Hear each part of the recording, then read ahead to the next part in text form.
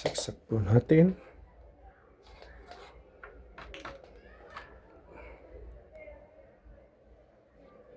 Yan po siyang backlight.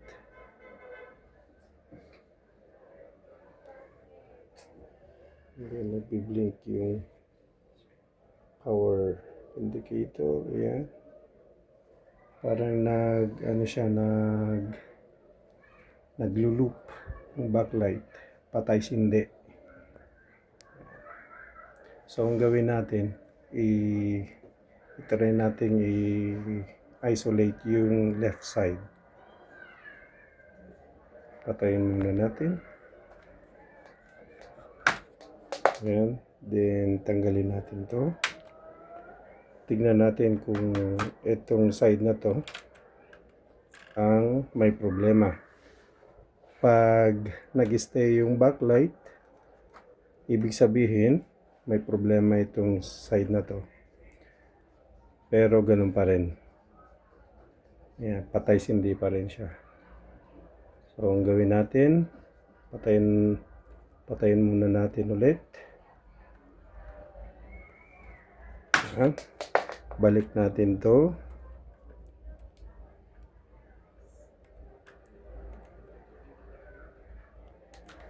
Ayan, so kailangan nating i-connect yung protection niya. Protection switch. Ayan. Ito, dapat i-short natin 'yan para po ma-trigger niya yung panel. Ang gawin natin, i-isolate natin ngayon ito. I-isolate natin to. So, pag po nag-stay yung backlight, ibig sabihin may problema ito. Yan. So, saksak natin. Ayan. Umilaw siya.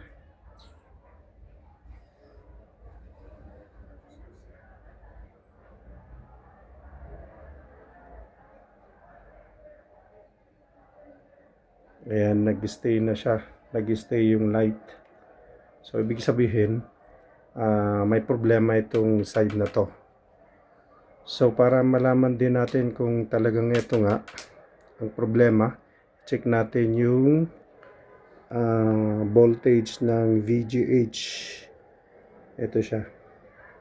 Nandito yung VGH. So, patayin muna natin.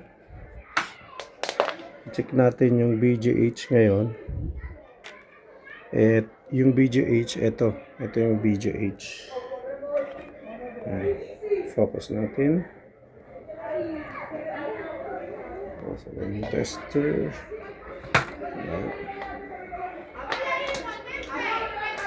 Ito po yung VGH. Ayan. So, check natin. So, ground natin to. Set natin yung tester sa voltage setting. And then, saksak natin. Check natin ngayon yung voltage. Kung normal po siya.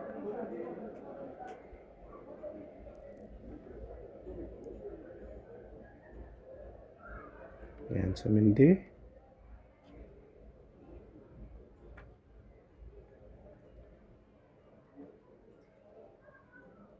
Ayan, ito po yung voltage ng VGH. 25 volts. Ayan, nag-stay. Ayan po, nag-stay yung backlight. So, subukan natin i-connect ngayon itong panel. Tanggalin muna natin to. Then, lagay natin yung flex.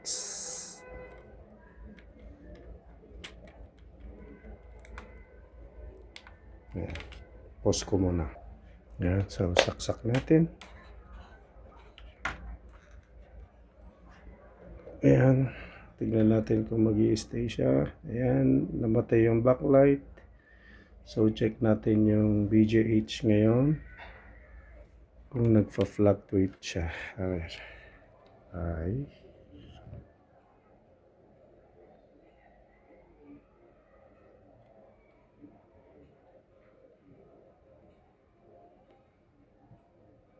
Ayan, nawawala yung VGH.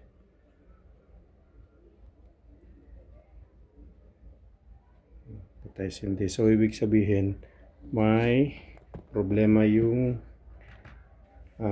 panel natin dito sa side na to. So, ang gawin natin, locate natin yung VGH dito.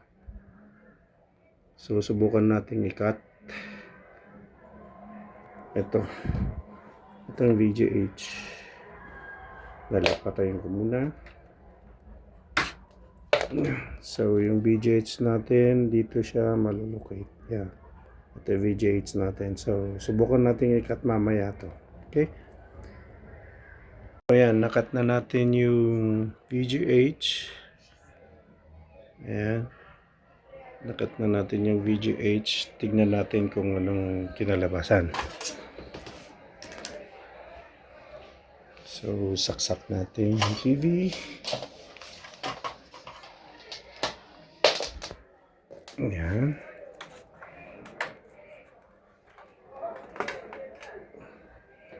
Ayan, nag-on na siya.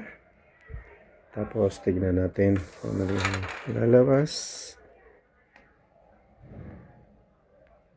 So, ayan, okay na siya. Ang problema lang, meron siyang, meron siyang line, thin lines. Ayan. Sira na talaga tong panel. So, hindi na natin marirecover to kasi talagang may problema na yung LCD panel niya. So, yun lang. Pagka may swerte tayo, yung BGH lang o yung LC1 ang tanggalin. So, ang una kong tinanggal yung BGH. So, nag-okay na siya, nag-on na siya, nag-steady na yung backlight. Pero nagkaroon lang siya ng lines, vertical lines. So, ang ginawa ko, tinanggal ko din yung LC1 tsaka yung LC2. Pero ganun pa rin. So, wala na tayong pwedeng magawa rito.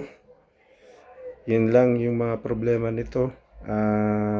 Pagka sira na talaga yung panel, wala na tayong magagawa doon. So, yun lang. So, minsan kasi pagka yung ganitong problema, yung tinatanggal lang, yung dinidisconnect lang yung VGH. So, wala tayong swerte ngayon. So, yung panel talagang sira. So, yun lang.